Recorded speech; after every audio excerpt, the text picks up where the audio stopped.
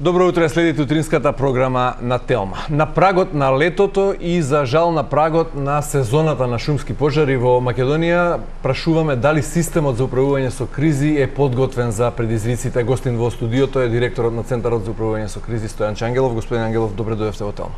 Благодарам за поканата. Уривањето на дел од подпорниот зид на улица Белградска во клиничкиот центар го отвори прашањето за неефикасноста на институциите, за навиките да си ја префрлаат топката една на друга, и тоа е веројатно само алармот што се вклучува кога гледаме секојдневно дека бројот на пожари расте, па се прашуваме какво дали може да сметаме на безбедно лето од 2024 година од аспект на шумски пожари? За разлика од порано, сега го имаме Центарот за управување со кризи, кој што посочува на вакви случаи кога постои префрлање на одговорноста од една на друга институција. Не само случајот со подпорниот зид во државна болница, многу пати во минатото, овие 4 години, безмалку 4 години, колку што сум директор на Центарот за управување со кризи, повеќе пати се случуваше институциите да се ја префрлаат одговорноста помеѓу себе. Многу често тоа јавно го објавувавме, понекогаш не го објавувавме јавно, но на тој начин ги принудувавме во наводници институциите да преземат нешто. Повеќе пати сме одржале координативни средби и интересно е кога ќе се соочат представници на институции кои што упорно тврдат вие сте надлежни, не, ние не сме надлежни, па другите зборуваат дека некоја трета институција е надлежна, а за тоа време постои опасност некој да загине или да биде тешко повреден. Токму тоа се случуваше и се уште се случува за жал со подпорниот зид во државна болница, каде што во суштина проблемот е повеќе слоен. Зидот е дел од Министерството за здравство и тоа треба да го поправи, но тоа не е решение на проблемот, бидејќи новиот зид набрзо потоа ќе се сруши и ќе падне поради подземните води кои што од падините на водно се слеваат кон државна болница.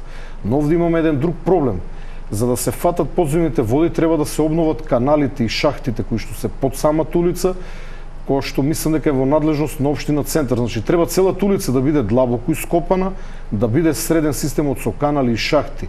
Но тоа не е се. Имаме непотврдена информација дека дел од куќите веднаш над улицата не се приклучени на канализационата мрежа, туку користат септички јами. Нешто што за мене е прилично неверојатно. Зборуваме за епицентарот на Скопје, за подрачје веднаш на државната болница, така што кога би ги земале сите овие аспекти на проблемот, сметам дека во неговото надминување треба да бидат вклучени и Министерството за здравство, но и општина Центар и градот Скопје. Јас сум оптимист, мислам дека во следниот период ќе се најде решение. Но лесно е вака да кажете оптимист, решение следен период. Што доколку решение се најде после 3, 4, 5 месеци, а во меѓувреме се сруши дел од патот заедно со зидот. Вие сте директор на Центарот за управување со кризи, вие кажете. Еве, јас мојата моќ е јавно да алармирам. Во суштина е апсурд и ние да одржиме оваа координативна средба, затоа што во градот Скопје законот предвидел едно тело, прочепките, и не е лошо да се во јавноста малку да се запознае со тоа тело кое што е чија што надлежност е токму ова надминување на спорна надлежност. Значи градоначалникот на градот Скопје може да ги свика сите градоначалници и на седница да разгледат конкретен проблем, бидејќи не само подпорниот зид во државна болница, мостот кај Визбегово, односно надвозникот. Ајде да завршиме прво со подпорниот зид. Две сценарија се разгледуваат, краткорочно и долгорочно. Така решение се бара за неколку месеци. Што е последна информација? Во овој момент Министерството за здравство нема министер. Кој ќе го санира? Нема министер. Јас, да бидам искрен, очекувам да се формира новата влада, веднаш по седнувањето во министерските столчиња на новите министри. Се разбира дека треба да се почека неколку дена да се аклиматизираат, да видат каде се наоѓаат. Но господинот Арбен Таравари, како следен министер за здравство, веќе бил таму и верувам дека ќе дојде на познат терен. Итно ќе побарам средба лично јас со него, на која што ќе треба да се донесе политичка одлука за брзо дејствување. Во спротивно, повторно ќе имаме префрлање на одговорноста. Доколку министер од владата, во случајот министерот за здравство, цврсто е решен да го надмине овој проблем, тој може да го повика градоначалникот на градот Скопје и градоначалникот на Центар и од една значително посилна позиција, од позиција на министер во владата, да едноставно да ги принуди да почнат да работат на решение. Во овој момент се тоа е само зборување. Што е проблемот со Визбегово? Спомнавте нешто во Визбегово?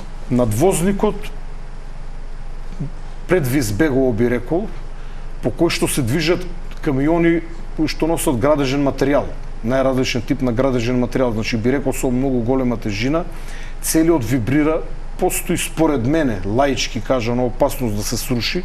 Јас не знам, до сега немам информација, иако алармираме повеќе од една година, би рекол 2 години, да излегла соодветна инспекција или соодветни стручни лица, градежни Од Визбегово према Бардовци, за тој надвозник? Па кога излегувате од Скопје, овој новиот надвозник, новата клучка која што се прави од кај касарна Тиленден, после некои 500 метри, последната раскрсница, ако десно се врти кон Бутел, продолжувате право уште 100 метри, доаѓате до еден надвозник, од кој што паѓаат коцки големи кукураката, тешки неколку килограми. Тоа е надвозник над патот Скопје-Блаца. Токму така. Тој треба да биде струшен, но со оглед на тоа дека може да биде струшен 2 години. Во тие 2 години може некој да биде загинат, односно некој да загине, некој може да биде тешко повреден. На секој мој одење таму, кога алармирам во јавноста, наоѓам коцки, бидејќи самиот надвозник е поплочен со оние коцки, не знам, гранитни коцки, како да ги наречам, знаат граѓаните на што мислам. Од вибрациите на тешките товарни возила коцките излегуваат, потоа се движат и паѓаат на коловозната лента. Одам собира мрачно и повторно имавме префрлање на надлежност помеѓу градот Скопје и општина Бутел, иако сметам дека се работи за надвозник, мислам дека е работа на градот Скопје, но не е мое да кажувам. Ги повикавме градот Скопје и општина Бутел, дојдоа, повторно си ја префрлаа надлежноста, ги замолив представниците на општината Бутел, без разлика дали е во нивна или не е во нивна надлежност, да отидат со едно камионче, со неколку работници да ги соберат извадените коцки. Тие тоа го направија. Пред неколку дена медиум побара од мене таму да снима изјава, заминав на лице место, повторно најдов неколку коцки на ивицата на надвозникот. Замислете, возите со возило под надвозникот, коцка од неколку килограми паѓа преку вашето шофер шајбна или предно стакло, го крши, ве удира.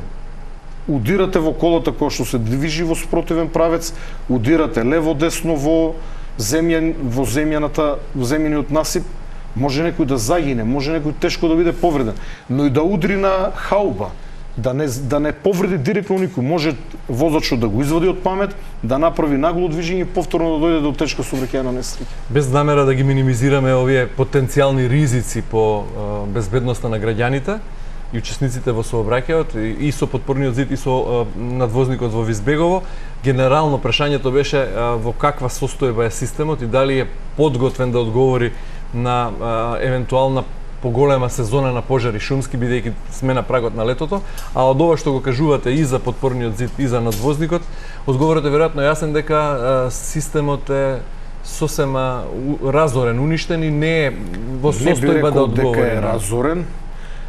Кај нас постои навика за префрлање на одговорности и надлежностите, но тука сме ние од ЦУК.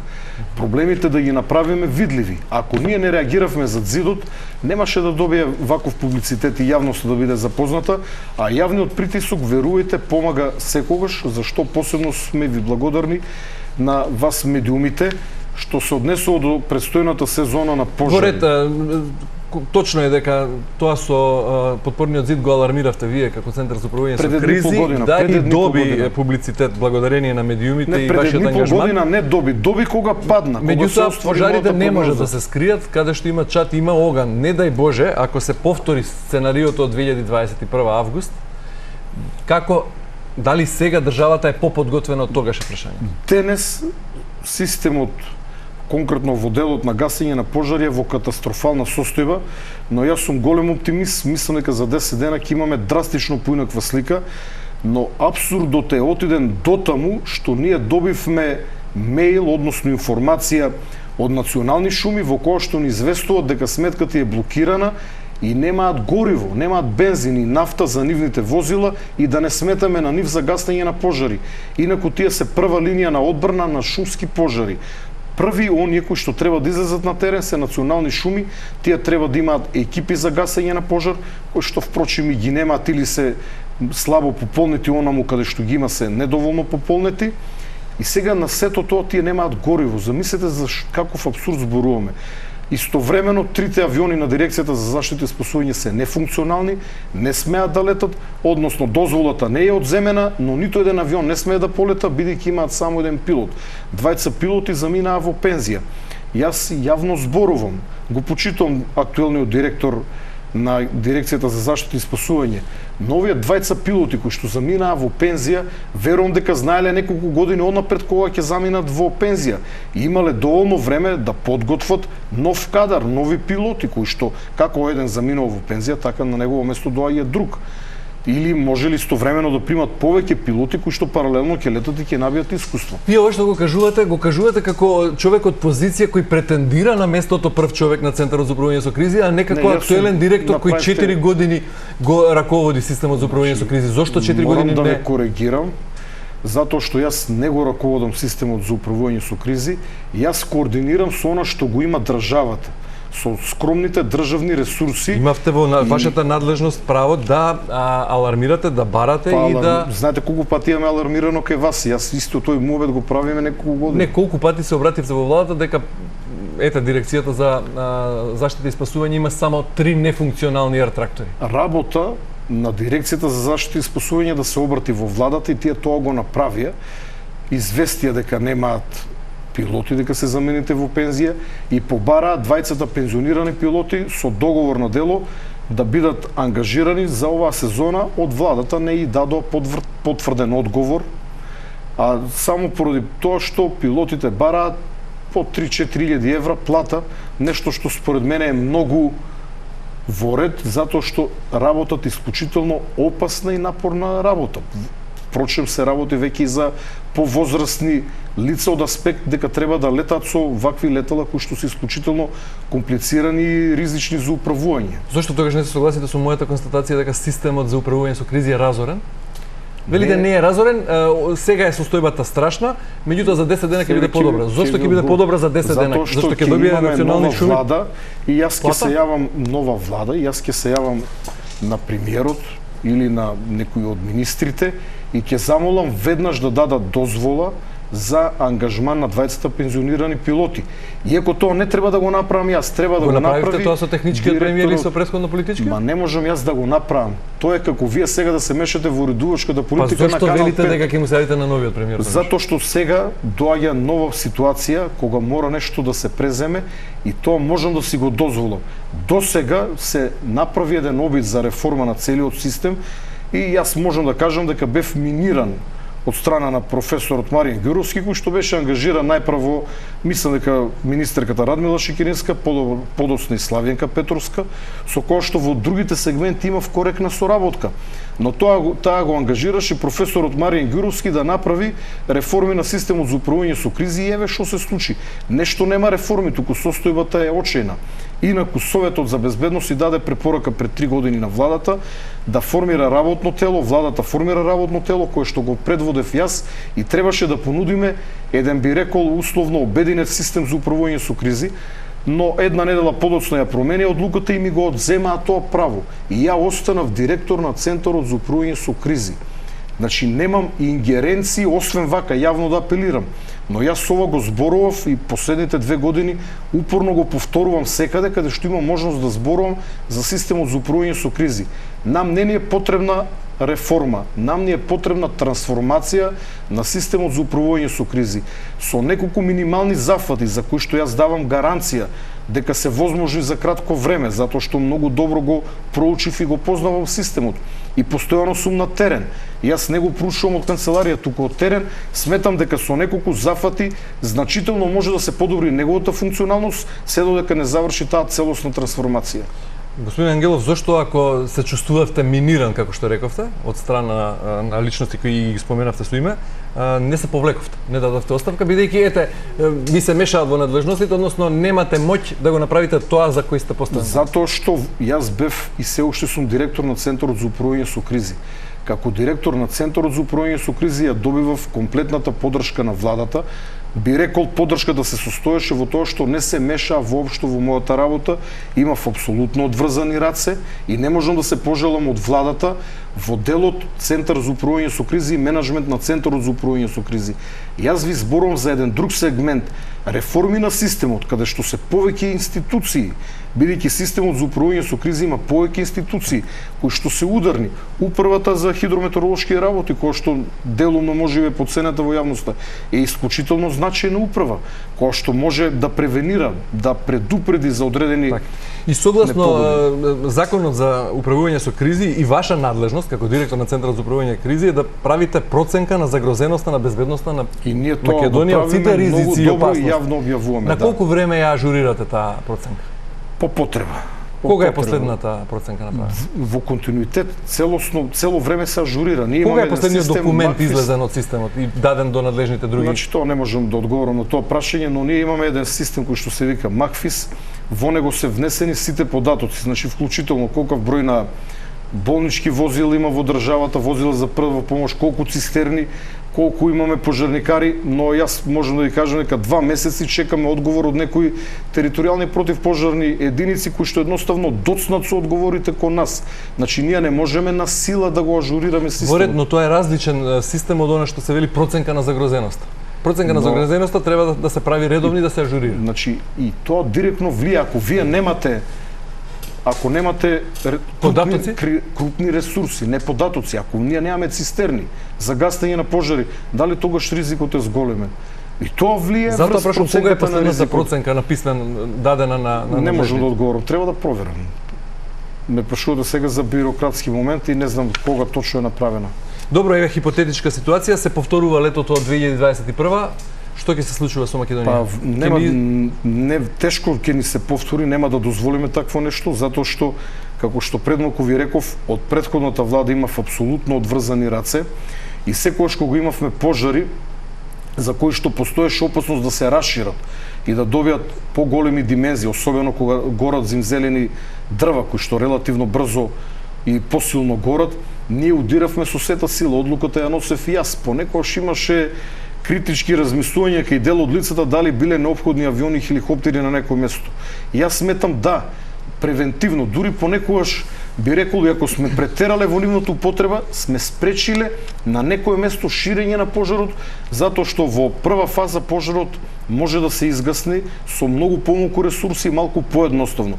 Тогаш кога ќе добие големи димензии, она што се случи во Малешевијата, е извонредно тешко тој да биде изгаснат.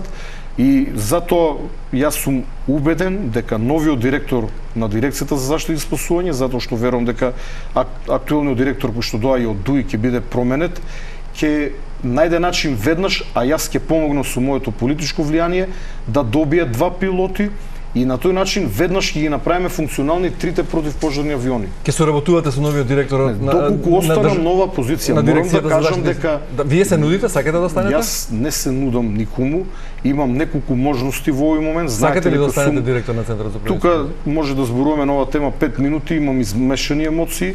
4 години сум директор, на еден начин сум презаситен, но представува и предизвик. Кога би имал можност да го реформирам целиот систем, би останал. Ова позиција како досега да бидам само директор на Центарот за управување со кризи, без влијание во системот, без креирање на политика, мислам дека ќе биде неодржлива за мене на подолг период, односно би се повлекол после известно време кога ќе се најде соодветна замена, но доколку премиерот одлучи да остане на нова позиција, затоа што премиерот можеби ќе донесе поинаква одлука, друг да стави нова позиција.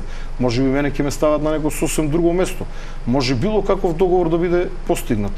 Без разлика на се, достоинство ќе остане коалиционен партнер? Па не, гледај, јас зборам сега за договор. Зборам за договор. Јас со мандатарот идниот премиер Мицкоски имам изворедна соработка во овој период, последниот период, и немам причина за вакви размислувања. Кога зборувам за моје потенцијално повлекување од ЦУК, секако дека има многу други позиции, но на крај на криштата и мојата позиција помошник на директорот или нешто во оваа смисла во македонска навигација, секогаш ме чека отворено. Тоа место е слободно, тоа е моето професионално работно место, каде што работев 2 години пред да бидам именуван за директор на ЦУК и можам да се вратам таму и таму да помогнам во делот на обезбедување на МАНАФ, каде што се види дека има многу слабости. За достоинство не ми одговоривте.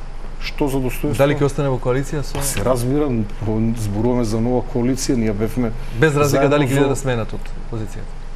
Видите, ова прашање е абсурдно. Јас повторно ќе кажам. Не зборуваме за таква смена, за какво што вие зборувате, за груба смена. Ние имаме политички договори и за мене, барем според зборовите на премиерот, секој пат ќе има соодветно место, бидејќи моите, според зборовите на граѓаните, на вас, медиумите, па и на некои од политичарите, моите менаџерски квалитети се покажаа како неспорни во овој период. Добро, Да биде малку нескромен. Имаше ревизорски извештај во 2022 кој се осврна на периодот на пожарите и меѓу другите институции, сите овие вклучени во тој систем на превенција и менаџирање со кризи, бевте и вие како Центар за управување Така. со кризи, и тој ревизорски изнесе низа слабости тој извештај. Тоа се живи глупости, ќе кажам. Ваквите ревизорски извештаи не ги земам за сериозно, бидејќи со сета почит кон луѓето кои што прават ревизијата, тие гледат дали одредена наша постапка е во согласно со постоечките закони и подзаконски акти. Не ја гледат реалната ситуација. Ако ние во овој момент ние имаме лоши закони, Законот за управување со кризи има низа слабости. Законот за заштита и спасување има низа слабости.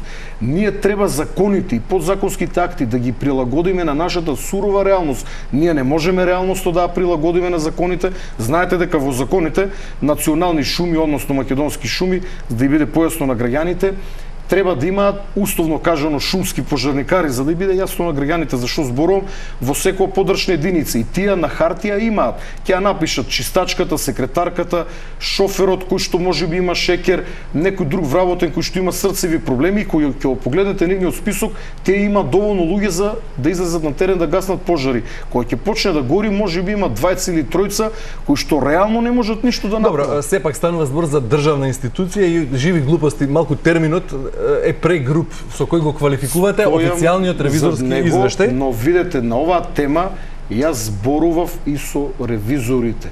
Значи, повторувам, формално правно, на слабостите, еве прочитете една слабост, па да ви одговорам што во реалноста каде е нивната грешка. Значи, не ги да се уште еднаш да објаснам. Во периодот 2020-2021 по основ на несоодветно регулирано работно време на вработени во ЦУК, кои работат 24 часа. Добро. Се излеани од државниот буџет од таму повеќе од 150.000 евра за судски трошоци, извршители камата, затоа што вработените тужеле бидејќи не биле соодветно платени за работното време таму. Така. Тоа го констатирале ревизорите. Тоа е неправилност со која оштетен државниот буџет за нас. Не е поврзано со пожарите. Не е поврзано, меѓутоа со несоодветна работа на ЦУК. Па токму така, пред да дојдам директор, примали ќори сака до ЦУК. Знаете какви луѓе работат во ЦУК? Има извонредни професионалци со добро образование, но има и луѓе кои што немале кај да ги сместат. Јас ги затекнав што да и правам на тие луѓе. Значи, состојбата во Центарот за управување со кризи и во Дирекцијата за заштита и спасување, но би додал и во сите останати институции, е навистина алармантна. Затоа се согласувам со идниот премиер, дека нам не ни требаат реформи, нам ни треба целосна трансформација на целиот овој општествен систем, на јавната администрација.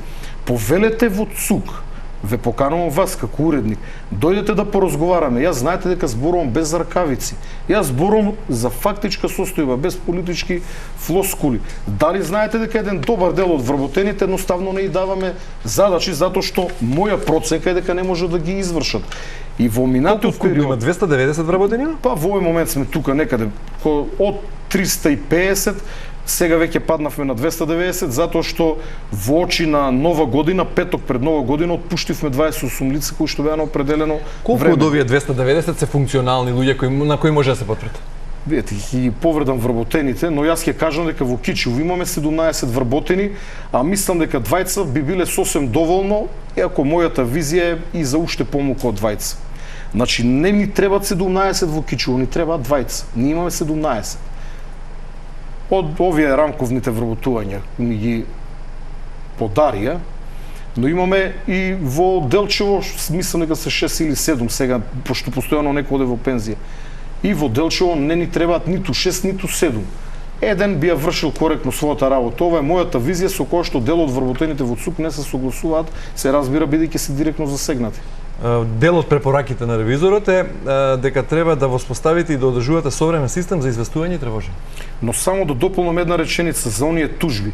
Значи, претходниот директор пред мене и тој пред него, наместо да ги унапредат луѓето, тие и давале наредба, условно кажано да ме разберат полицајците, односно упатување да вршат по високи работни места, без да му дадат решение. И кога дојдов во ЦУК, мислам дека бројката на вкупно напредени од формирањето на ЦУК до моето доаѓање во 20-та година во ноември, мислам дека дојдов, беше околу 25-6. За првата една и пол година му напредив 100 луѓе, без малку 197 луѓе. И го надминав тој проблем, затоа што луѓето имаат право да тужат и ја ги охрабрував да тужат, бидејќи тој работел како раководител, а земал плата како советник од некој многу пониско место. И луѓето имаат право да тужат, затоа што тој што и дал на нив ваква наредба, односно упатување се нарекува во јавна администрација да работат место повисоко за кое што тие не се платени, не смеел тоа да го направи, требало да воде војна да му дадат дозвола да ги унапреди. И тој целиот проблем околу напредувањето на луѓето треба да се реши поинаку. Не може сега мене да ми каже некој од страна дали ја треба да унапредам некого или не. Добро, согласно вашите обврски имате должност да воспоставите центар за обука за спроведување на обуки на учесници кои се вклучени во системот за управување со кризи. Дали тој центар за обуки постои во рамки на Центарот постои, имаме нов објект, односно се извинувам, не е нов, се работи за објектот од касарната во Куманово, кој што е комплетно реновиран со донација од повеќе од $500,000 во касарната, реков, во Куманово, но од страна на владата имаме забрана да купиме мебел. Не смееме да купиме столови, не смееме да купиме маса. Дури да имаме пари од некоја друга ставка, ние не смееме да купиме. Зборував со министерката Славјанка, зборував со началникот на генерал штаб, зборував со директорот на ловиштето Јасен, ги молев аман заман, дајте ни некоја стара клупа ако имате за фрлање во некој магазин, дајте ни некои стари метални кревети да ги наместиме, не можам да најдам. Значи ние сме блокирани. Токму затоа, но се поставува прашање во ваков систем колку би бил функционален. Потребна е трансформација на целиот систем за тој да дојде до полни израз. Но јас ќе го заживеам, бидејќи во суштина јас го формирав. Значи, новиот министер ќе ви дозволи да купите мебел? Ние не зборуваме за мебел, луксузен мебел за кожни фотели, зборуваме за обични дрвени столици и дрвени маси на кои што оние кои што ќе отидат на обука, оние кои што ќе слушаат настава, ќе има на што да седнат и на што да стават една тетартка. Исто така имате обврска да воспоставите и да одржувате современ систем за известување и тревожење. Токму така, првата година... година... задача не е направена. Апсолутно, владата не ми дозволи, војна водам со неа 4 години. Првата година веднаш побарав до владата да ни овозможат средства да го заживееме, пошто тој е целосно уништен системот за известување и тревожење. 4 години јавно зборувам на оваа тема отворено, без ракавици, бидејќи сум свесен се работи за милионски суми, дека владата нема да ги даде тие пари. Поднесовме до овие ИПА фондовите на Европската унија и бев голем оптимист за минатата година, но поради енергетската криза добивме одговор да аплицираме следната година. И мислам дека од страна на Европската унија, затоа ми е многу важно и приближувањето кон Европската унија, ќе добиеме средства за да направиме еден целосно нов систем за известување и тревожење, еден модерен систем, не како оној застарениот од време на Југославија со сирени кои што само може да дополнително да ги збунат граѓаните. Да, потребни се оние сирени кои што ќе пиштат и ќе ги предупредат граѓаните, но има нешто пософистицирано на кое што сега работиме во втората фаза на 1.1.2, а тоа е, например, ако имаме опасен пожар кој што може да заугрози некое подрачје, сите луѓе кои што се наоѓаат на тоа подрачје, дали некој бере печурки, дали е на излет или живее во блиското село, на својот мобилен ќе добиат известување, внимавајте, има опасен пожар, ќе ве зафати и така натака. 4 години сте дел од еден систем кој не функционира очигледно, сам кажувате, има милион слабости и сте миниран на секој чекор. Што и да побарате, значи, дозволете, еве побарате мебел не луксузен обичен за да го премите центарот за обука, не добивате. Морам да ве прекинам. За да го воспоставите системот за само дозволете да го поставам прашањето. Сега кажавте неточна работа, како дозволете да го довршам прашањето. Современ систем за известување и тревожење, ги памтам сите прашања. Современ систем за известување и тревожење нема. Центар за обука и спроведување на обуки на учесниците кои се вклучени нема. Одговорот е не добивте поддршка од владата. Не, апсолутно не е точно. Зошто тогаш не ги завршивте вашите видите, сега вие најверојатно не ме разбравте, да мислам дека зборувам многу едноставно. Ајде. Значи, владата во согласу со економските мерки за штедење поради економската криза, најпрво ковидот кој што се одрзи негативно, потоа со електричната енергија, донесе одлука да се забрани во сите државни институции, во комплетната јавна администрација, купување набавка на мебел, не во ЦУК, значи ја не го сваќам тоа како обструкција или напад кон мене. И тоа владата донесе... Се согласувам, поради тоа што владата забрани на сите институции. Вака може да биде разбрано дека владата мене ми правила обструкции. Напротив, разбираат гледачите. Јас повторно констатирам, дел сте од еден систем кој не е функционален 4 години. Затоа оваа влада предводена од СДСМ и ДУИ ги изгуби изборите катастрофално. Токму затоа. Вие лична одговорност немате во тој систем на... Се амнестирам себе си, бидејќи погледете ги моите претходни интервјуа во последните 2-3 години. Јас јавно кажував за сите овие проблеми. Меѓутоа останувате таму, не се повлекувате. Се разбира, јас не сум дезертер и ќе останам се додека тоа не биде побарано од мене да се повлечам. Дали тоа го прави еднакво помалку или повеќе успешен од вас директорот на дирекцијата за спасување и за заштита и спасување, бидејќи не направил навреме ремонт на ер тракторите или видете, минатата година за прв пат сите 3 ер трактори лета, тоа е за пофалба.